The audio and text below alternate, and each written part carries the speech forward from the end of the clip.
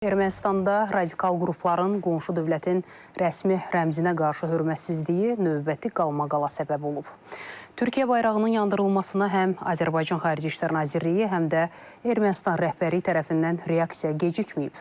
Paşinyan bunu məsuliyyətsizlik adlandırsa da, Bakı bu cür halların qarşısının qətiyyətlə alınmasını və günahkarların cəzalandırılmasını tələb edir.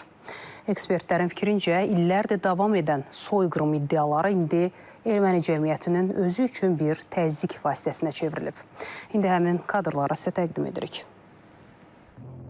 Ermənistanın paytaxtı İrəvanda qondarma erməni soyqırımının il dönümü ilə bağlı yürüş keçirilib. Daşnak Sütunun təşkil etdiyi aksiyada Türkiyə bayrağı yandırılıb.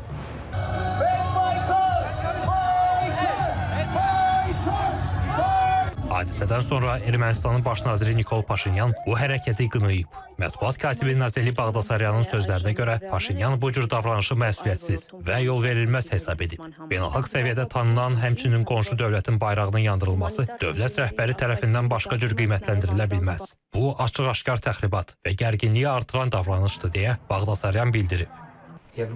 Düşünürəm ki, harda yaşamasından asılı olmayaraq hər bir sağlam düşüncəli Ermənistan vətəndaşı bu hərəkətləri qınayır. Çünki bu addımlar münasibətlərin normallaşmasına yönəlməyib. Halbuki Ermənistan, Türkiyə və Azərbaycan arasında münasibətlərin yaxşılaşması mümkündür. Bu cür dağıdıcı addımlar bir sıra vətəndaşlar, xüsusilə də gənclər tərəfindən atılır. Məncə, onlar müəyyən siyasi qüvvələri, müxalifət partiyaları tərəfindən təhrik olunublar. Xüsusilə də Daşnak Sütun və keçmiş liderlər tərəfindən. İstisna deyil ki, hakimiyyətə gəlmək istəyən qüvvələr də bu işdə iştirak edir. Məncə, bu ağılsız və qəbul edilməzdir. Bu, bütün erməni xalqını təmsil etmir. Azərbaycan da Türkiyə bayrağının yandırılmasını pisləyib. Xarici İşlər Nazirliyinin bəyanatında bildirilir ki, bu kimi aktlara demokratik normalar, sərbəst toplaşmaq və fikir azadlıqları əsas gətirilərək göz yumulması tamamilə qəbul edilməzdir. Revanşist və etnik nifrətə əsaslanan faşist düşüncənin açıq təzahürü olan bu kimi aktlar beynəlxalq səviyyədə pislənməli və qarşısı alınmalıdır. Ermənistan hökumətini bu hərəkətləri törədən şəxsləri məsuliyyətə cəlb etməyə çağırırıq. Ekspertlərə görə isə soyqırımı iddiaları uzun illər xarici qüvvələrin erməni cəmiyyəti üzərində təzyiq vasitəsi olub. Türkiyə bayrağının yandırılması da həmin revanşist ideyaların son akkordlarıdır.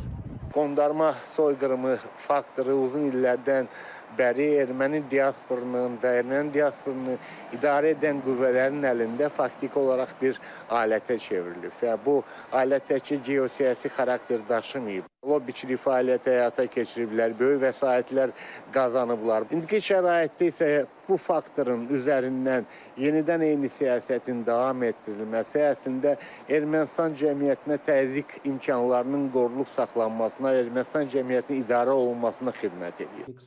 Nikol Paşinyan da xalqa müraciətində real Ermənistan ideologiyasına diqqət çəkib. Beynəlxalq səviyyədə tanınan 29.743 kvadrat kilometrlik ərazidən kənarda vətən axtarışına son qoymalıyıq. Böyük fəlakətin beynəlxalq güclərin bir-birinə qarşı mübarizə alətinə çevrilməsinə imkan verməməliyik deyə Paşinyan vurğulayıb. Analitiklər isə bildirir ki, Ermənistanda bəzi fərdlərin təfəkküründən qondarma soyqırımı iddialarına əsaslanan düşmənçiliyi tamamilə silmək uzun illər tələb edir.